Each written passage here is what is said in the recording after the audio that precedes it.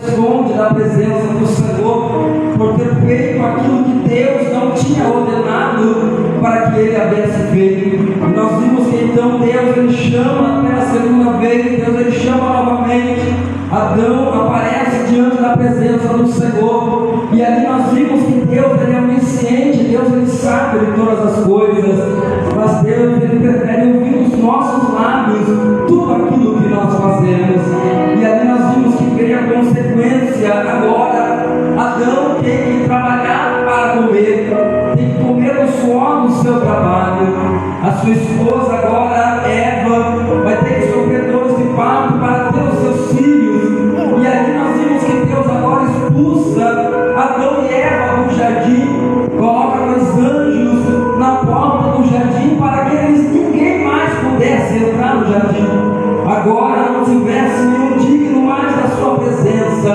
E nós vimos que com o passar do tempo, então Deus levanta um homem por nome de Noé, trazendo uma palavra de arrependimento para o povo, trazendo uma palavra de conserto, trazendo uma palavra para que o povo novamente voltasse a ser como era. O povo estava corrompido, o povo estava vivendo em festa, estava sem casamento, ninguém queria saber do seu Criador. E agora nós vimos que Deus então dá uma ordem para Noé construir uma arca e pregar para o povo que viria um grande dilúvio sobre a terra. Mas o povo não está ouvindo, o povo diz que não é louco, que é doido. Mas só que nós vimos que então chega o dia do dilúvio, a porta da arca se fecha, Deus fecha a porta por fora, mas a família de Noé está salva, a sua casa por inteiro está salva pelas mãos do Senhor. Mesmo que aqueles que ele pegou não se convertessem,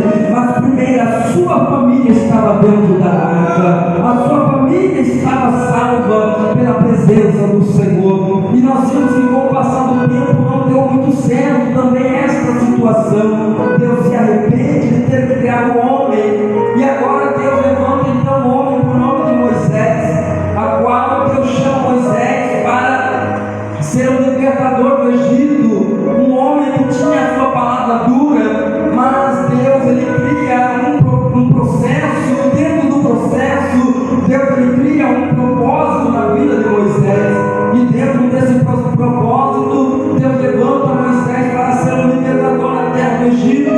E nós vimos que Deus ele mostra seus sinais, as suas maravilhas na terra do Egito, através das pragas. Cada praga era Deus humilhando um Deus que tinha na terra do Egito, até que chega a última praga, a qual a Bíblia diz que Faraó então libera o povo para ir para a terra de Canaã, qual Deus tinha preparado para o seu povo. E nós vimos que no deserto, depois do Mar Vermelho, agora Deus dá as instruções para que Moisés construa o tabernáculo móvel, o lugar da adoração, o lugar de oferecer o culto, o lugar onde o sumo sacerdote tinha responsabilidade de entrar no lugar santo dos santos, no lugar santo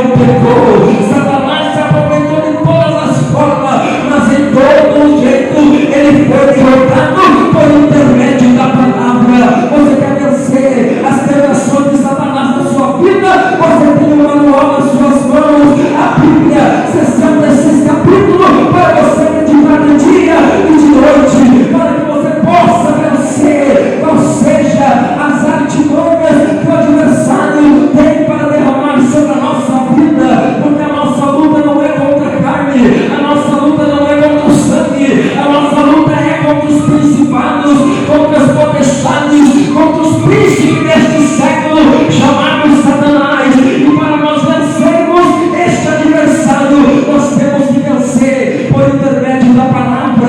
Agora é Jesus, o Verbo encarnado.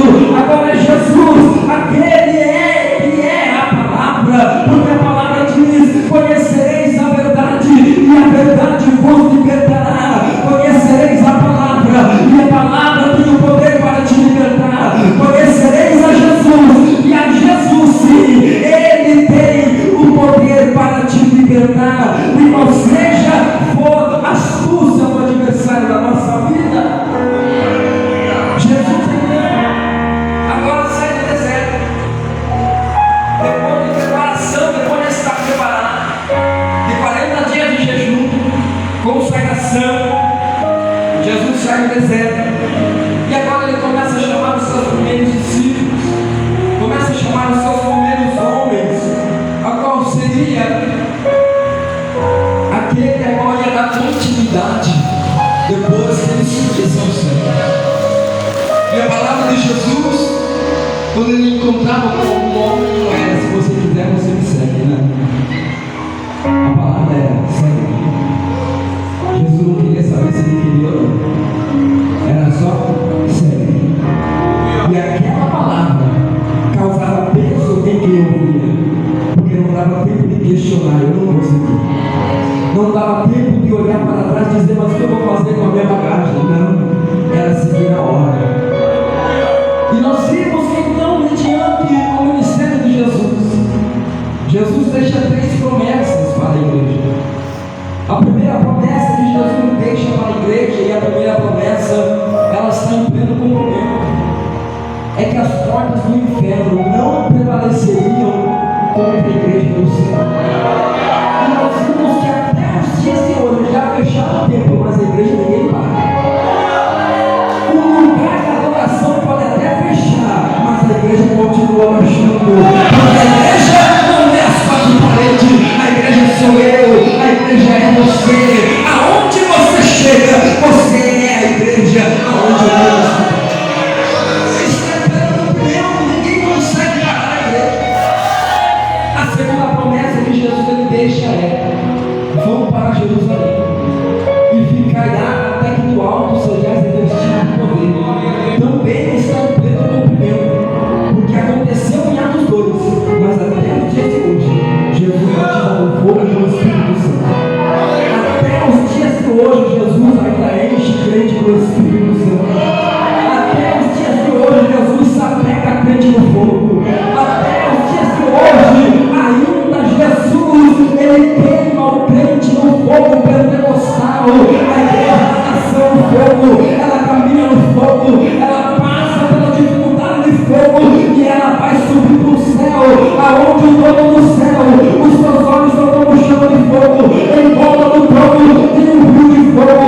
O seu Espírito Santo é como uma dinamite que explode quando está em pleno movimento. Então saiba de uma coisa: se você não gosta de fogo, você está no lugar errado.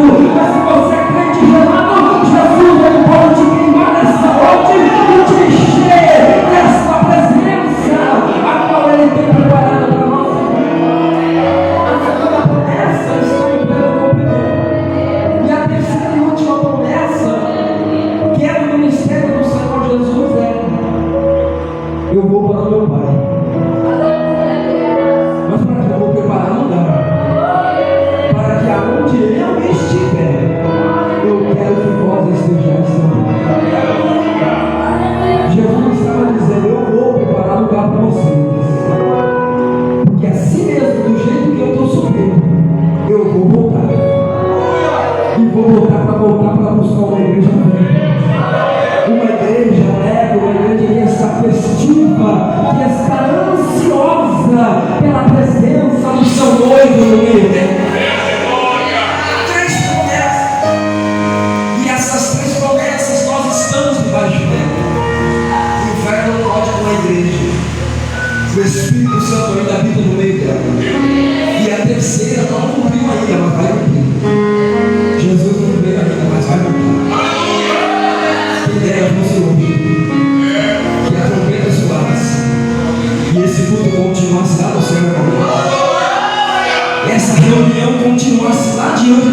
bodas do Cordeiro. Quem anseia por esse dia, para que nós pudéssemos estar diante das bodas do Cordeiro, diante de Deus que tem todo o poder, diante das ruas de ouro e cristal, diante daquele coral de anjos, aonde a Bíblia diz que é 24 horas dizendo santo, santo, santo, e toda a terra está cheia da sua glória. Se você não está acostumado com o barulho aqui na terra, o céu não é o seu lugar. Se você não está acostumado com o culto barulhento, o céu não é o seu lugar. Porque se tem um lugar onde não tem silêncio, é o céu.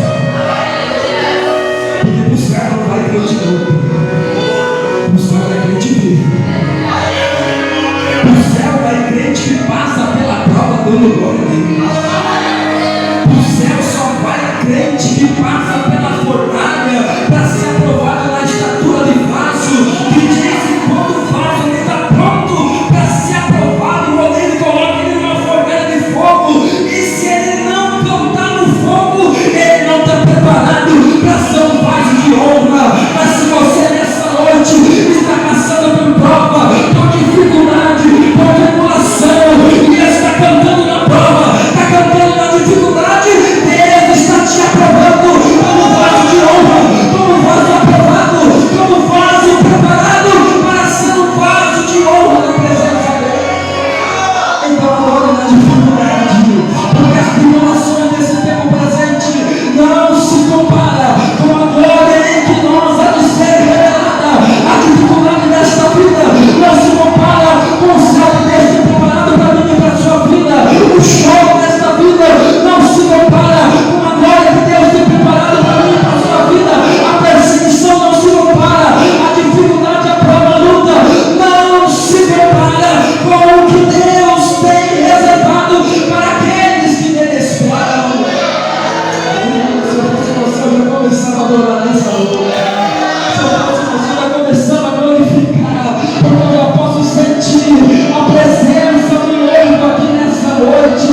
Eu já posso sentir a presença de Jesus aqui nessa noite. E Jesus ele não vem em algum lugar só por vir. Quando ele vem para fazer algo novo. Ele vem para fazer uma coisa nova. Ele vem para fazer o extraordinário. Deixa eu ver quem veio para receber coisa nova. Deixa eu ver quem veio para receber uma unção nova. Deixa eu ver quem veio para receber algo novo da parte do Senhor. Deixa eu Deus te preparou para determinar e receber algo novo. Nunca saia da sua casa dizendo hoje é mais um culto. Nunca é mais um culto, irmãos. Nunca é mais um culto. Porque quando você pensa que é mais um culto, Jesus vem e decide te sacudir naquele e eu não saio da minha casa para dar lugar de glória. Ou eu saio para botar aquela cavaleira da glória, ou nem venho. Ou eu saio bem terminado para dar o meu melhor, ou nem venho. Se eu vim só para reparar, eu nem venho. Se for só para assistir, eu nem venho. Ah, mas eu não estou sentindo nada ainda. Você não tem agora para sentir, você tem que glorificar para sentir. Não tem que esperar sentir para fazer nada. Você tem que fazer para sentir. Ah, eu não estou sentindo nada ainda. Começa a dar glória para o Senhor.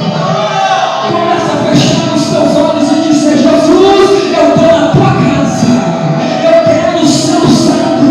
Eu quero receber algo novo. Uma coisa nova nessa noite. E a Bíblia diz que Jesus dá ordem na sua última aparição aos seus discípulos no Monte das Oliveiras. Jesus dá os seus últimos mandamentos e olha para os seus discípulos e diz: vão para Jerusalém, ficará até que do alto seja revestido por Deus. Jesus é levado aos céus. Os discípulos então vão para Jerusalém. Muitos que existem ficam ali no braço de 120 irmãos, reunidos em um só propósito, em uma só oração, e qual é? Em busca de um revestimento. A Bíblia diz que passam 10 dias, e no prazo de 10 dias os discípulos ficam parados, esperando o Espírito Santo. E a pergunta é: quanto dia você está esperando algo da parte do Senhor? Quanto tempo faz que você está parado? Nós somos como uma ferramenta. Se você pega uma ferramenta e você deixa ela encostada por muito tempo, ela enferruja. E para o trabalhador pegar aquela ferramenta e começar a trabalhar com ela, para voltar a ser uma ferramenta útil novamente, é necessário que aquele dono daquela ferramenta jogue um óleo na engrenagem dela. O que tem de crente enferrujado nesses últimos dias? O que tem de crente enferrujado nessa última hora da igreja da nossa terra? Precisando de um óleo espiritual, precisando de um óleo na engrenagem para que volte a trabalhar novamente, para que volte a ser uma ferramenta útil novamente.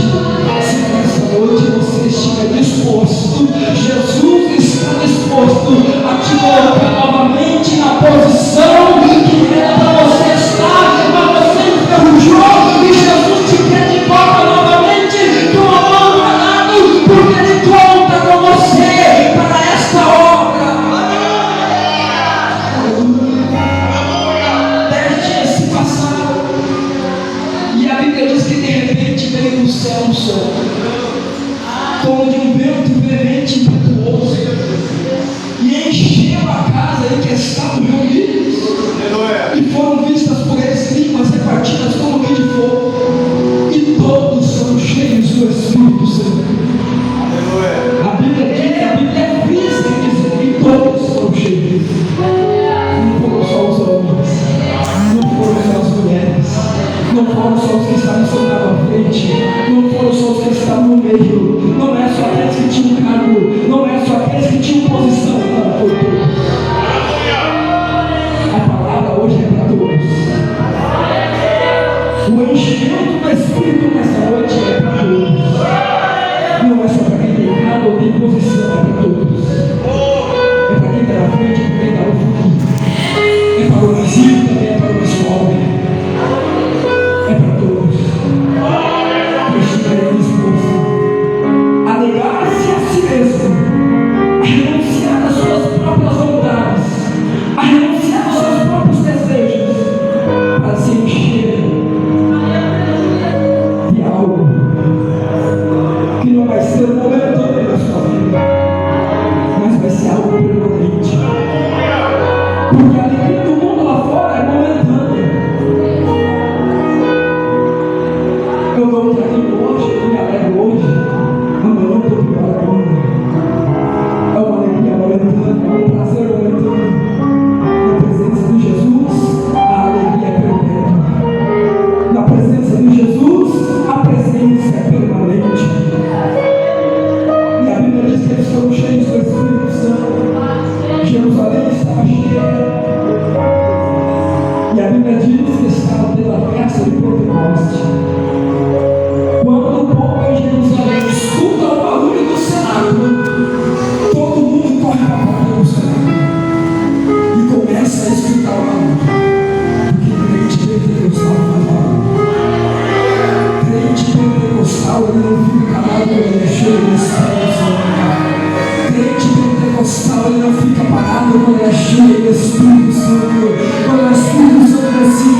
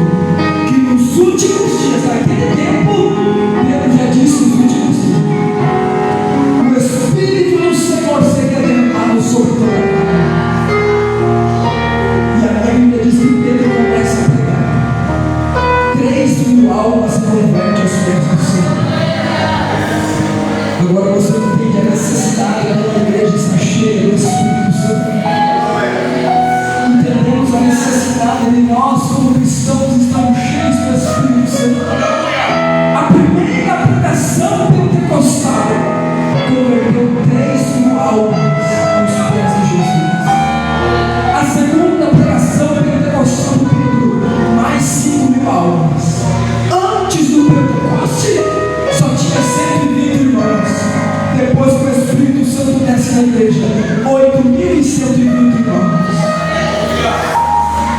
8.120. Que pregação foi aquela? É a mesma pregação que nós pregamos hoje. Que palavra foi aquela? É a mesma palavra que nós pregamos hoje. Que povo foi aquele? É o mesmo povo ouvinte que nos fez hoje. Mas por que não acontece como acontecia antigamente? Porque o povo não se converte como se convertia antigamente. O povo de antigamente, a palavra era pregada. A tecnologia não era avançada como estamos sendo hoje. A palavra era pregada. O povo rasgava o coração, se entregava de corpo, alma e espírito, e mergulhava no oceano do espírito. Mergulhava-se por completo naquilo que estava sendo ministrado. E a Bíblia diz: por conta dos números de cristãos que avançou, começou a perseguição. Mas só que perseguição não acaba com avivamento. Quem pensa que perseguição para avivamento está muito enganado. Perseguição não apaga fogo do espírito. Perseguição espalha o avivamento. Porque quando a perseguição chegou em Jerusalém e começou a perseguir os nossos irmãos, cada um foi para um canto. E aonde eles iam, o fogo do Espírito Santo estava junto. Até que chegou Paulo. Paulo se converte. Um homem que fazia atrocidade no meio do povo de Deus, pegava as mulheres pelos cabelos, levava às praças públicas e matava. Até um dia Jesus quando encontrou com ele no caminho de Damasco: Paulo, Paulo, por que tu me persegues? Paulo fica sério. Jesus então entra na vida de Paulo. Agora Paulo, que perseguidor dos cristãos, passa a ser um perseguido. E agora nós vimos que Paulo e Silas, em uma das suas viagens missionárias, indo à oração, eles passam por certo lugar, e aí está uma jovem por espírito de adivinhação, e começa a falar: esses homens aí são os servos do Deus Altíssimo. Então, no dia que Paulo e Silas passavam, aquela moça adivinhava e dizia: esses aí são os servos do Deus Altíssimo. E aquela moça, ela dava lucro para os seus senhores, para os seus homens. E certo dia Paulo, não gostando muito, chegou para ela e disse: repreendeu aquele espírito que havia na vida dela. E aquela moça foi liberta pelo poder do nome de Jesus. Os seus homens estão mostrando, pegaram Paulo e Silas, levaram para a praça pública, açoitaram, levaram para a prisão. E a Bíblia diz que então, depois de serem açoitados, agora Paulo e Silas estão dentro de uma cadeia, amarrados seus pés e suas mãos. Não é como as cadeias dos dias de hoje, os presos ficam lá dentro pela liberdade, não. Eles amarrados com a cara no pó, com a cara no chão, seus pés e suas mãos amarradas em um tronco, com seu rosto encurvado no chão. Chegando-se perto da meia-noite, eles começam a conversar. Não sei quem teve a iniciativa, se foi Paulo, se foi Silas. Nós podemos imaginar um dos dois dizendo: Paulo ou Silas, os nossos pés, as nossas mãos estão amarradas. Nós apanhamos a tarde inteira, o dia inteiro, mas só que nós ainda temos a boca para orar e para louvar. Nós fomos presos por fazer um bem para alguém. Então vamos usar aquilo que Deus nos deu para começar a adorar o nome dele. E a Bíblia diz que perto da meia-noite eles começam uma a orar e a outra começa a cantar. Imagina só, dentro de uma prisão, presos em cima ou embaixo, começam a escutar um som saindo da cela, um orando e o outro cantando. Imagine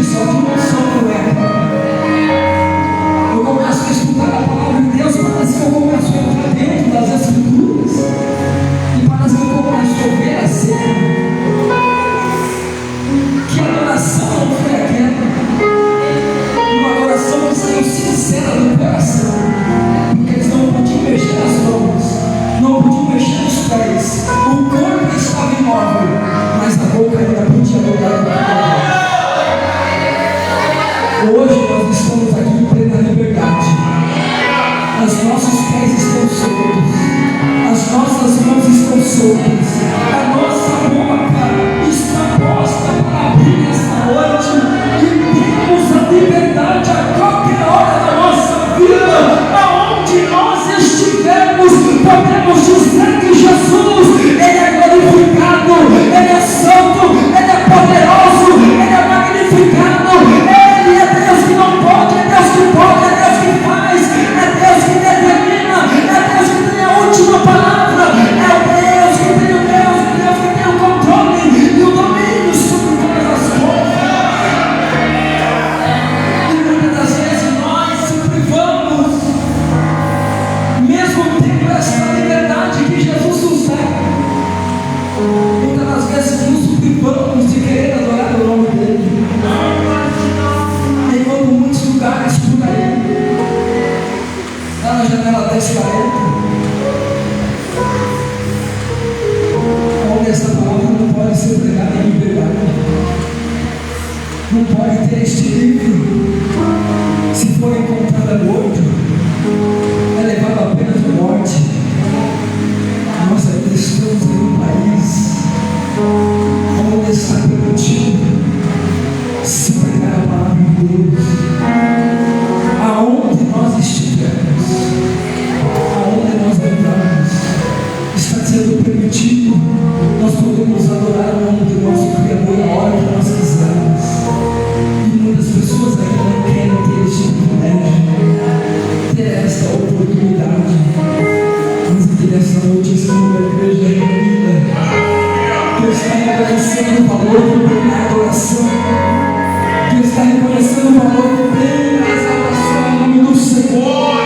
Se nessa noite você reconhecer o valor que tem o poder da sua adoração, as cadeias vão ser quebradas nessa noite. Deus vai trazer um terremoto neste lugar. E Deus vai fazer algo extraordinário acontecer na vida da sua vida. Mas para que isso aconteça, nós precisamos rasgar os nossos corações. Eles começam a cantar, a orar. A Bíblia diz que de repente um terremoto vem na prisão. As cadeias de soltos são abertas, todas são abertas. Ninguém foge. O carcereiro acorda, pega a espada para se matar. E Pedro ainda vem e diz: não faças mal nenhum a você, porque estamos todos aqui. O motivo da prisão de Paulo e Silas é porque tinha uma vida ali dentro que precisava aceitar Jesus. E não só uma vida, porque a Bíblia diz que ele e toda a sua casa confessou a Jesus como seu Salvador. Pela prisão de dois, Jesus salvou uma família inteira. Deus, Ele cria processos em nossa vida que muitas das vezes nós não entendemos, mas lá na frente nós vamos entender o propósito. O processo da prisão de Paulo e Silas, talvez na hora eles não entenderam, mas quando eles viram que aquela família inteira converteu ao Senhor, aceitou a Jesus e foi salva, eles poderiam, a Bíblia não diz, mas eu creio que alegrou o coração deles, dizendo: valeu a pena nós estamos presos naquela prisão, porque mais uma família nós estamos levando, e o reino do céu está sendo glorificado, e Satanás perdeu mais uma família. Não questione os processos, porque dentro dos processos Deus tem um propósito sendo gerado. Olhe para a pessoa que está do seu lado nessa noite e diga: não questione o processo que você está passando, porque dentro deste processo Deus está gerando um propósito específico na sua vida. Dentro desse processo Deus está gerando um propósito que vai gerar alegria para o seu coração, que vai gerar alegria para a sua casa, que vai gerar alegria para a sua família. Não questione, apenas ergue a sua mão para cima e diz: eu aceito o processo, mas